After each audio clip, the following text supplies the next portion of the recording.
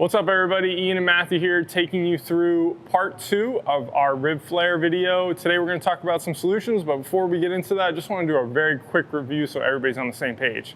So we're going to have him show you, go ahead and face me, and then just kind of go into that classic like overextended posture. What happens when he does that, you'll see he basically pushes his rib cage forward, very important. So you can think about it as the back side, these muscles being tight, these muscles being compressed, whatever word you want to use, and pushing the rib cage forward, that lifts up the ribs. We talked about some people, a lot of people will have the right kind of push down. Some people even commented like, what if it's the opposite? I think that's what they were trying to say.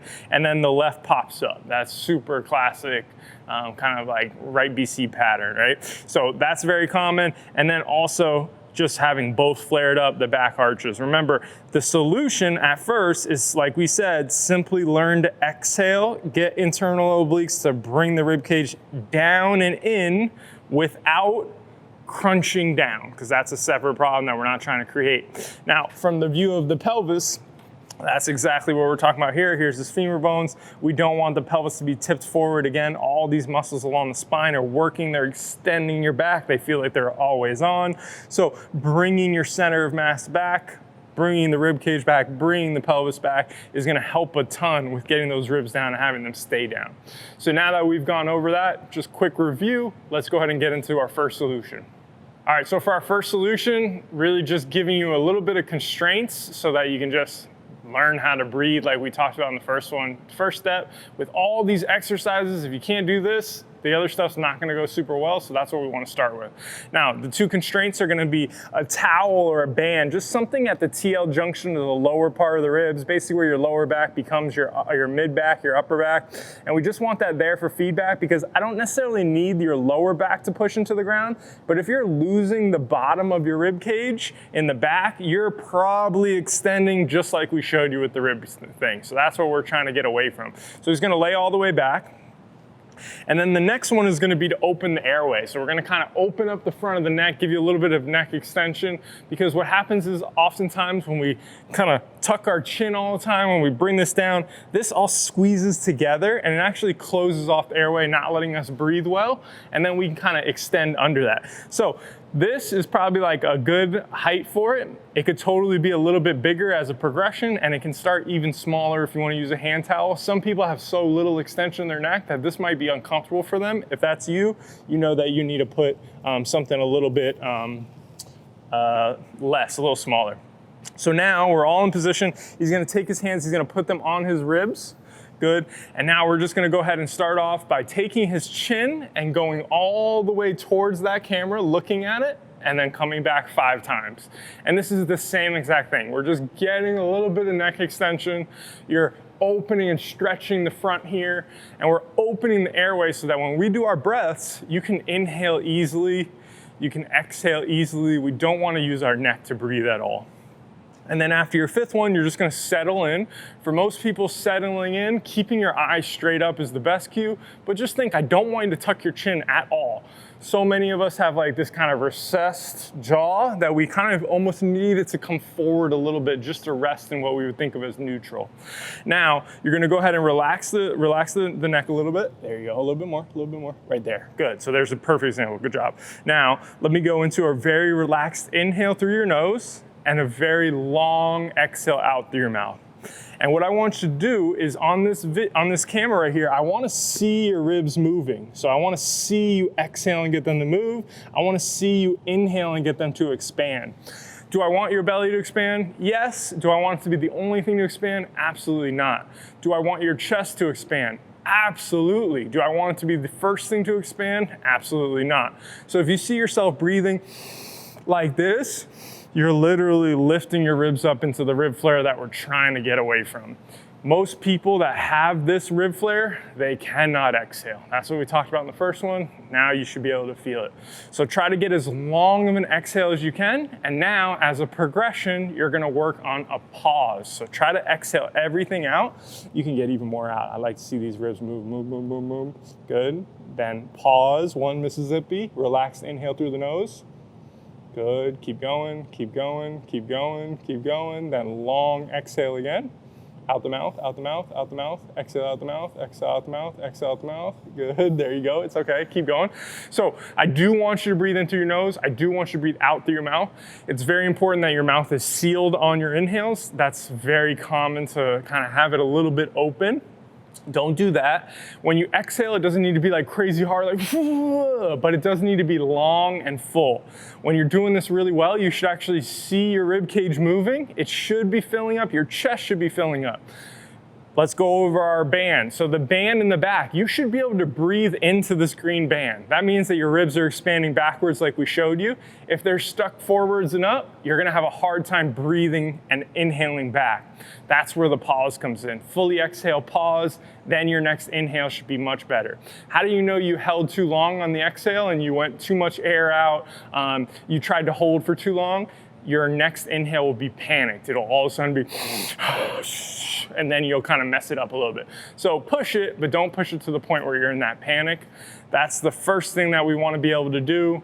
Just simply that. Last thing that you can do that we're not doing here, if you really feel like you need to, you can actually put a block between your knees and just have your feet a little bit further back away from you. And that works as well. But this is step one. You gotta be able to do this. Starting off with it in the morning, 5-10 minutes, just relax the inhale, fill everything up, get rid of everything. That's all we're asking you to achieve first. So let's go ahead and get into the next one. All right, so number 2, we're just adding a little bit of resistance here, giving you a little bit of a reach. We really want you to get air into your chest while getting your ribs down, okay? The only way you're gonna get air into your chest is actually by keeping them down. Now, I want you to start off with a low reach because most of you guys, especially with a rib flare, are actually limited in your shoulder flexion getting overhead. So just starting here, I want you to reach your shoulder blades around your rib cage. I don't want you to squeeze your chest together. So your chest should be relaxed. Try to relax this as much as you can. Try to feel this is what's reaching for you. Now just take that same inhale, super relaxed in through your nose. All the same cues apply. See if you can breathe back into the band. See if you can breathe into your sides. And eventually, after a second or two, see if you can feel that expansion climb into your chest. If you squeeze your arms together and squeeze your hands together, your chest is working and it won't expand. So you have to learn to relax that. If you want, you can use a band instead of the weight and have your hands a little bit wider if you're not able to do it with the dumbbell. The dumbbell is nice because it forces you to get a little bit of feedback, so you have to reach versus squeezing your shoulder blades back. I do not want your shoulder blades to squeeze back at all. You're trying to get them as far away from the ground as possible. So as you inhale, reach a little bit higher. As you exhale, don't lose that height. So in through the nose, out through the mouth, very relaxed inhale through the nose, long, full exhale out through the mouth. The progression is to hold for a second or two after. If you can get to 5 seconds eventually, that's great. We're gonna do one more breath here.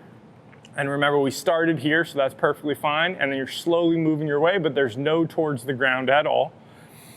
Now what we're gonna do is we're gonna start to work our way back a little bit. So inhale up, get even higher, and now work back about 5 degrees. Now pause, exhale everything out. Everything, everything, everything, everything. There you go. Now they're starting to move better, good. Now stay here, inhale again, reach even more. There you go, good. Keep inhaling, and then long exhale. Keep this up the whole time. Another inhale, reach for more and maybe go 5 degrees back. So you're always trying to maybe reach a little bit more on your inhale and then stay here. That's perfectly fine. People can get over their head and maybe close to the ground, but for right now, you're fine here. Now exhale everything out.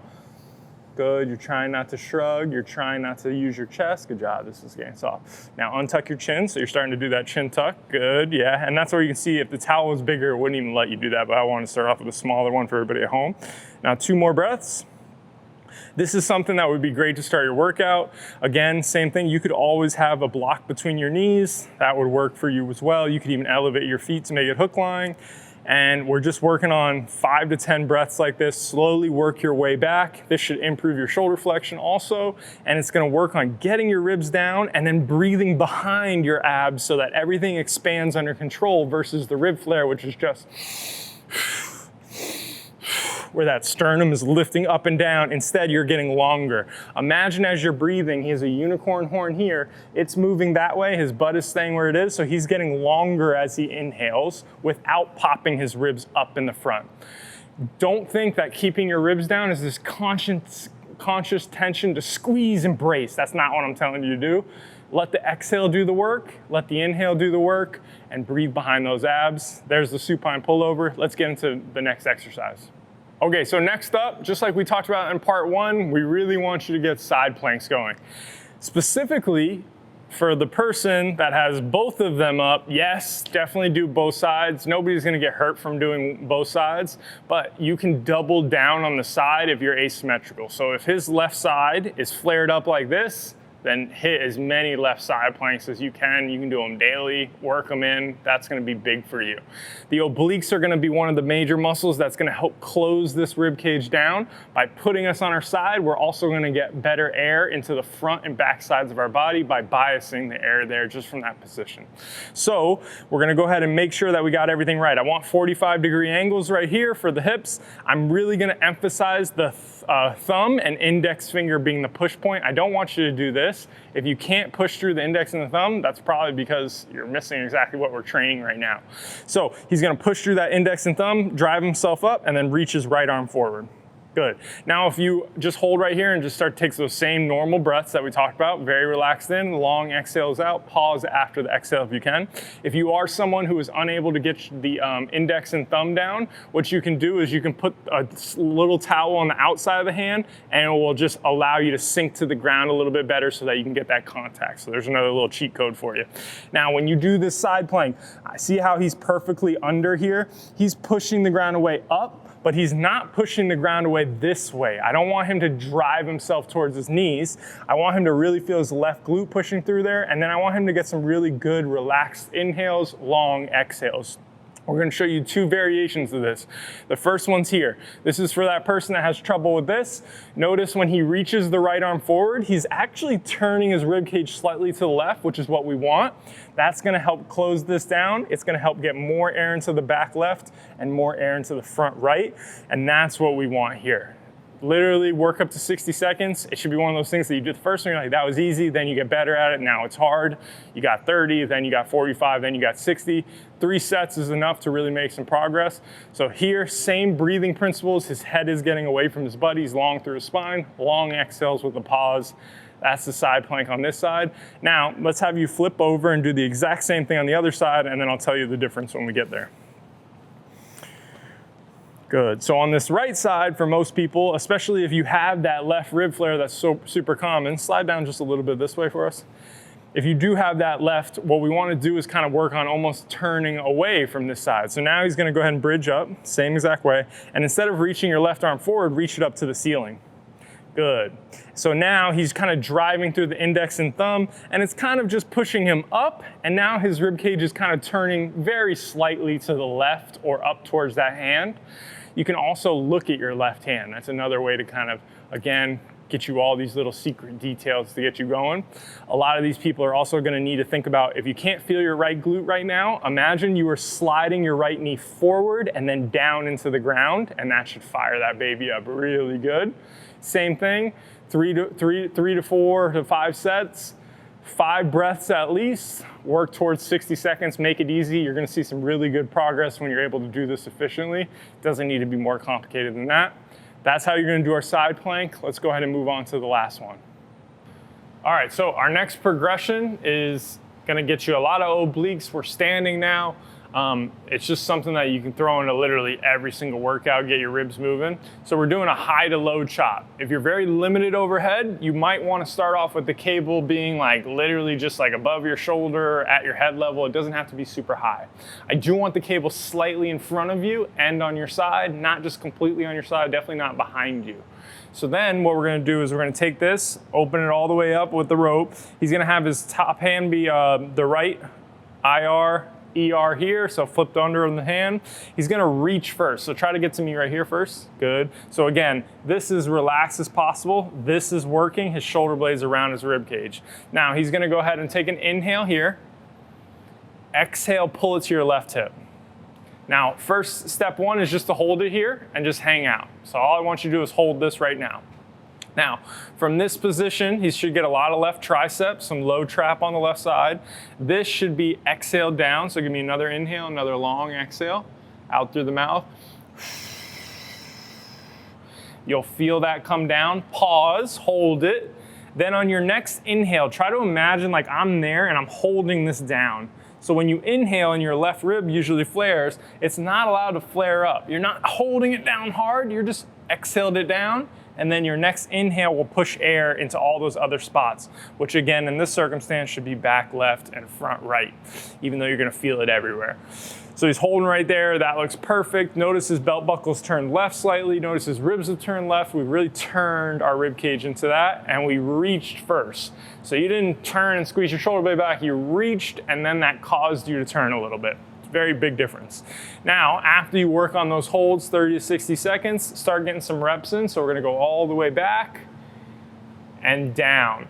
At first, it's okay if you breathe whenever you want, but ideally you exhale there, inhale a little bit in the bottom, and then bring it back, and then do it again. So you're just working on that dynamic side of it. Again, we don't necessarily need to squeeze shoulder blades back. The weight doesn't need to be extra heavy, and you're just trying to see that his rib cage can turn. Go ahead. So it turns left. It comes all the way back. It turns left. This is gonna get you those obliques that are gonna hold that down. It's gonna help improve your shoulder range of motion. Last little point, notice he's absolutely skilling it, looking just over the camera. We're not tucking our chin. We're not shortening that area around our chest, and his rib cage can move independently of his neck, which is absolutely necessary to be a human being. That's gonna be a good progression from our side plank. You now have 4 different ways to really work on a rib flare. You can either add them all into the same day, into the same workout, or you can start knocking off one. Work really hard on the ground, just breathing every day. Yeah, you can go ahead and put that up. Work really hard on the ground, breathing during the day. Maybe on the second one, the pullover, you can add that. And then eventually when you feel ready, do the side planks, add the chops. Another thing that you can do is just simply add the pullover and the side plank. Do that at home, you don't really need any equipment. Over a month or two, even right away, you should really see some big differences, especially if you learn how to fully exhale. If you have questions about this, please let us know, put it in the comments. Don't forget to subscribe, and we will see you next time.